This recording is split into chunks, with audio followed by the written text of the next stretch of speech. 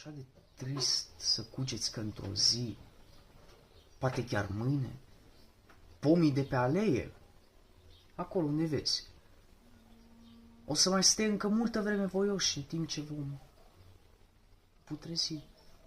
Atâta soare, Doamne, atâta soare, o să mai fie multă vreme după noi, cortege de anotimpuri și ploi, cu păr care încă șiruie răcoare.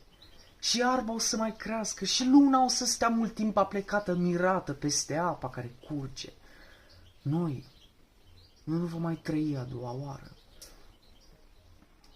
Și e foarte ciudat că mai este atâta vreme pentru ură, că viața este doar o picătură între minutul care trece și celălalt.